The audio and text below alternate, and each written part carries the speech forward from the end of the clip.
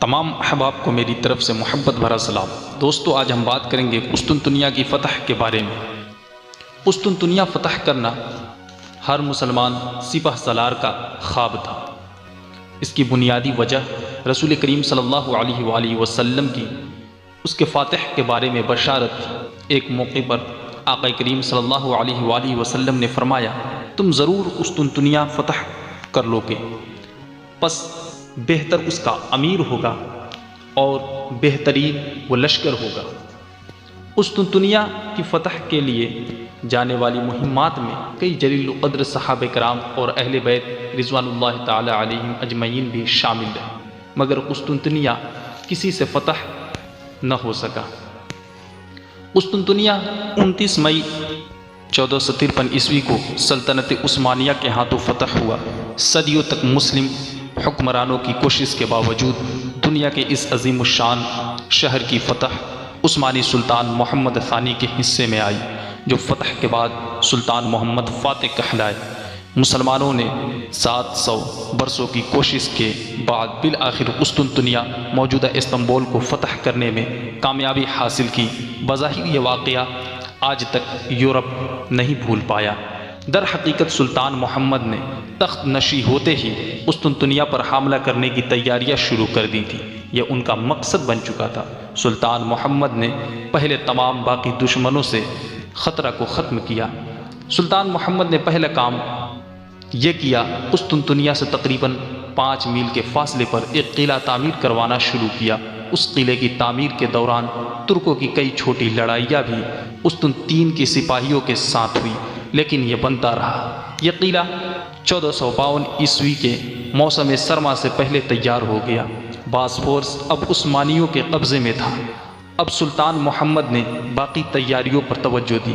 ادرنا میں سلطان محمد 1.5 لاکھ کی فوج اکٹھی کی، لیکن صرف فوج کی تعداد ہی اس شہر کو حاصل نہیں کر سکتی تھی۔ چند مزید انتظامات بھی ضروری تھے۔ یہ شہر مثلث نما تھا، جس کے 2 اطراف سمندر تھا۔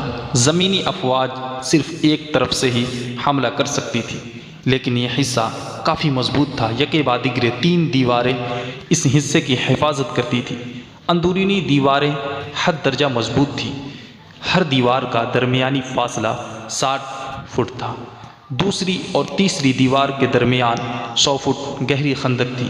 قسطنطنیہ کی فتح کے لیے ضروری تھا کہ ان دیواروں پر تسلسل سے توپوں سے گولہ باری کی جائے۔ توپوں کا استعمال ترک کرتے تھے، لیکن سلطان محمد نے پرانی توپوں کو ناکام قرار دے کر نئی عظیم الشان توپیں بنوائی۔ اس کے علاوہ سلطان محمد نے 180 جہازوں کا بیڑا بھی تیار کروایا، جو پانی والے حصوں سے شہر پر حملہ آور ہو سکے۔ 2 سال تک سلطان محمد محاصرے کی تیاریوں میں حد درجہ منہمک رہے۔ قسطنطنیہ کا محاصرہ 6 اپریل سے سلطان محمد فاتح نے کر دیا۔ توپوں سے مسلسل گولہ باری کی جاتی رہی۔ 7 ہفتوں کی مسلسل گولہ باری سے دیوار کے کچھ حصوں میں اچھے شگاف پیدا ہوئے۔ یہ 24 مئی 1453 عیسوی کا دن تھا۔ سلطان محمد نے اب قسطنطین سے کہا کہ اب بھی ہتھیار ڈال دو، لیکن اس نے انکار کیا۔ 29 مئی 1453 عیسوی آج محاصرے کو 54 دن ہو چکے تھے۔ سلطان محمد اور اس کی فوج نے رات عبادت اور دعا میں گزارنے کے بعد فجر کی نماز ادا کی اور شہر پر حملہ کیا۔ یوں 29 مئی 1453 عیسوی کو سلطان محمد نے یہ شہر فتح کر دکھایا۔ قسطنطین مارا گیا۔ شہر اب سلطان محمد کے قبضے میں تھا۔ بلا شبہ یہ مسلمانوں کی ایک بہت بڑی فتح تھی۔ ظہر کے نماز کے وقت سلطان محمد نے قسطنطنیہ شہر میں فاتح کی حیثیت سے داخل ہوا۔